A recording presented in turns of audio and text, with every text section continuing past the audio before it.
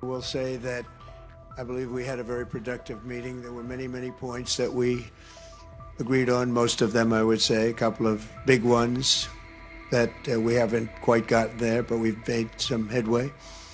So there's no deal until there's a deal. I will call up NATO in a little while. I will call up the various people that I think are appropriate, and I'll, of course, call up President Zelenskyy and tell him about today's meeting. It's ultimately up to them. We had an extremely productive meeting, and many points were agreed to. There are just a very few that are left. Some are not that significant. One is probably the most significant, but we have a very good chance of getting there. We didn't get there, but we have a very good chance of getting there. U.S. President Donald Trump has sparked fresh controversy with his latest remarks on Ukraine. On Sunday, Trump said Ukrainian President Volodymyr Zelenskyy could end the war with Russia almost immediately if he wanted to. The comments come just ahead of Trump's scheduled meeting with Zelenskyy and several European leaders in Washington on Monday.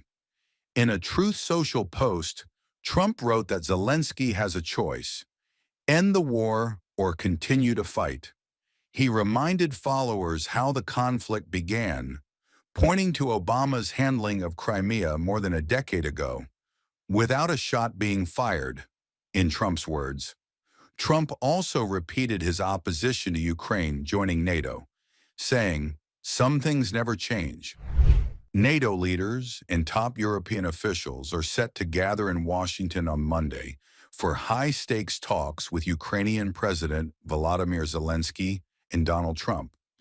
Among those confirmed to attend, NATO Secretary General Mark Rutte, European Commission President Ursula von der Leyen, French President Emmanuel Macron, British Prime Minister Keir Starmer, German Chancellor Friedrich Merz, Italian Prime Minister Giorgia Meloni, and Finnish President Alexander Stubb.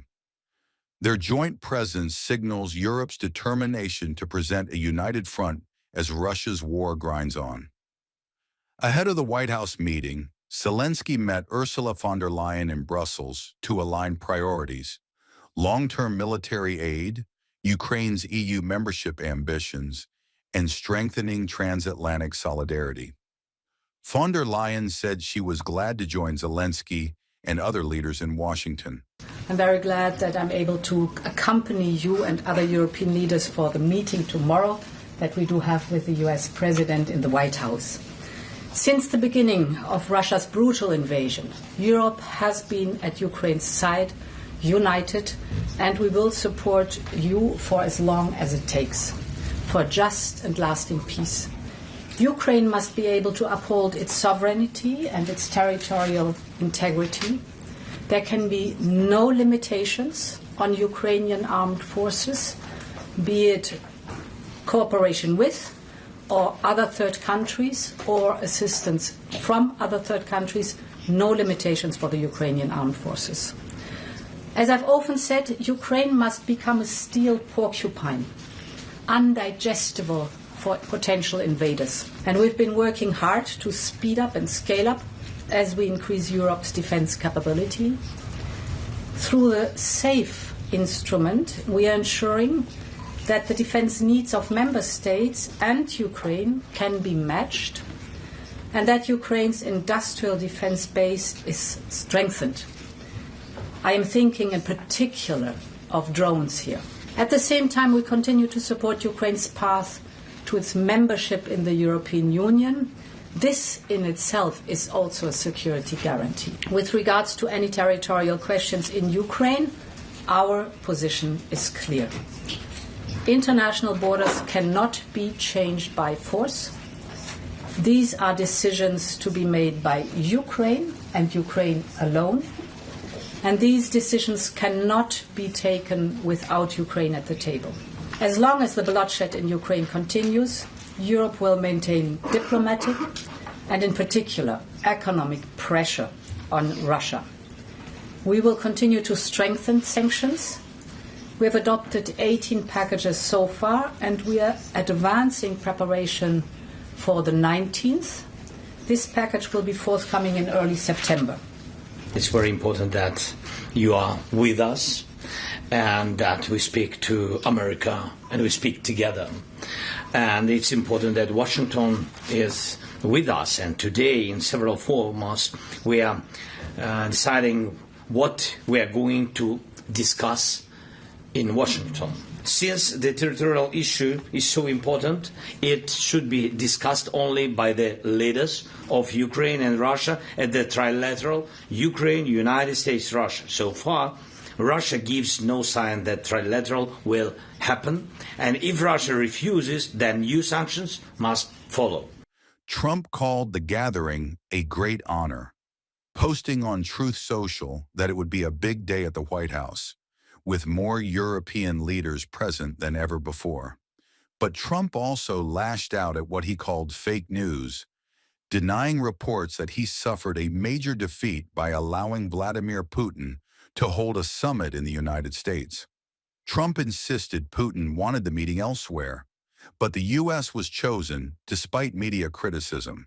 In the same post, Trump claimed America's southern border was now secure, boasted of 0 illegals in the past 3 months, and promised to make U.S. cities, including Washington, safe.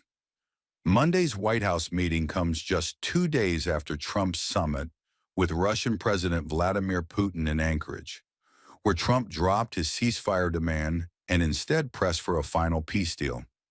After meeting with Putin, Trump said the Russian leader was willing to end the war in exchange for key Ukrainian territorial concessions. He added that Kyiv should take the deal because Russia is a very big power and they're not. Zelenskyy and European leaders consistently reject proposals to surrender Ukrainian land to Russia. Well, thank you very much, Mr. President. That was very profound, and I will say that I believe we had a very productive meeting. There were many, many points that we agreed on, most of them, I would say, a couple of big ones that we haven't quite gotten there, but we've made some headway. So there's no deal until there's a deal. I will call up NATO in a little while. I will call up the various people that I think are appropriate, and I'll, of course, call up President Zelenskyy and tell him about today's meeting. It's ultimately up to them. They're going to have to agree with what Marco and Steve and some of the great people from the Trump administration who've come here, Scott and John Radcliffe, thank you very much. But we have some of our really great leaders. They've been doing a phenomenal job.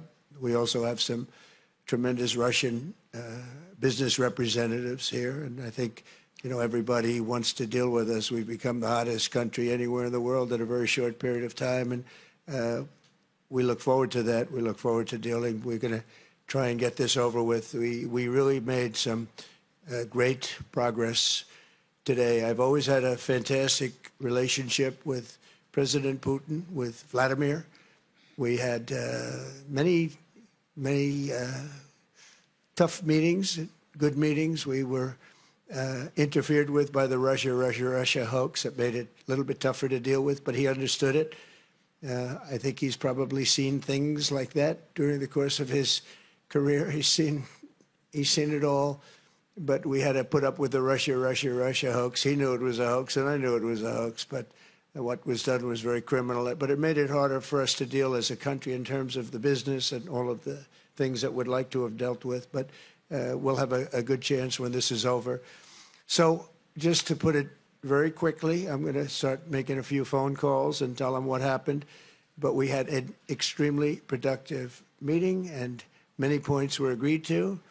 There are just a very few that are left. Some are not that significant. One is probably the most significant, but we have a very good chance of getting there. We didn't get there, but we have a very good chance of getting there. I would like to thank President Putin and his entire team, whose faces, who I know in many cases, other than that, whose faces I get to see all the time in the newspapers. You're almost as famous as the boss, but especially this one right over here. But we had some good meetings over the years, right? Good, productive meetings over the years, and we hope to have that in the future. But let's do the most productive one right now. We're going to stop really 5, 6, 7,000, thousands of people a week from being killed, and President Putin wants to see that as much as I do. So, again, Mr. President, I'd like to thank you very much, and we'll speak to you very soon and probably see you again very soon. Thank you very much, Vladimir. Next time in Moscow. Oh, that's an interesting one. I don't know. I'll get a little heat on that one, but I could see it possibly happening. Thank you very much, Vladimir. And thank you all. Thank you. Thank you. Thank you so much.